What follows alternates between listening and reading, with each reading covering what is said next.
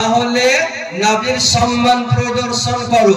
কোরআন মুতলাক আয়াত আর কানুন রয়েছে, আল মুতলাকু ইয়াজরি আলা ইতলাকিহি। যদি নবীকে দেখতে পাও তবুও সম্মান করো, নবীকে যদি দেখতে না পাও তাহলে সম্মান করিও না, এ কথা বলা নাই। নবীকে যদি দেখতে পাও তবুও নবীর সম্মান করো, নবীকে যদি দেখতে না পাও তবুও সম্মান করো। আজকে শ্মশানের বুকে যদি থাকো তবুও নবীর সম্মান করো। বাংলাদেশে যদি থাকো নবীকে সম্মান করো। পাকিস্তানের বুকে যদি থাকো নবীকে সম্মান করো। থাইল্যান্ডে যদি যাও তবুও নবীর সম্মান করো। মাদ্রাসায় যদি থাকো নবীর সম্মান করো। মসজিদে যদি থাকো নবীর সম্মান করো। আকাশে যদি যাও নবীর সম্মান করো। চাঁদে যদি পৌঁছে যাও তবুও নবীর সম্মান করো। আর সে ইলাহিতে যদি যান তবুও নবীর সম্মান আমাদের আপনাদেরকে করতে হবে। এখন বর্তমান সময়ে এক শ্রেণীর মাদানি, এক শ্রেণীর আজহারি, এক শ্রেণীর ডক্টর বেরিয়েছে।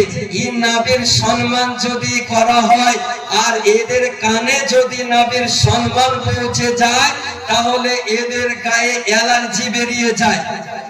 এদের মনে রাখা দরকার, এদের জেনে রাখা দরকার যে আল্লাহ রব্বুল আলামিন স্বয়ং আমার নবীর সম্মান প্রদর্শন করতে বলেছেন। এখন কোন যদি মোল্লা, কোন মুন্সি, কোন আজহারি, কোন ডক্টর নবীর সম্মান ছোট করতে চায় তাহলে পারবে? জোরে বলেন।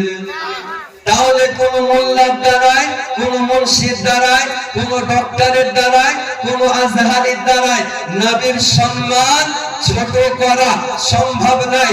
এই কারণে আমার আলা হযরত আজিমুল বরকত মুজাদ্দিদে দ্বীন ও মিল্লাত আতায়ে নিয়ামত দারিয়ে রহমত কানজুল কারামত জামালুল ইস্তিকামত শাইখুল ইসলামি ওয়াল মুসলিমিন বলতেছেন, মিট গয়ে মিটতে हैं मिट जाएंगे आधा तेरा, मिट गए मिटते हैं मिट जाएंगे आधा तेरा, ना मिटा है ना मिटेगा कभी चर्चा तेरा।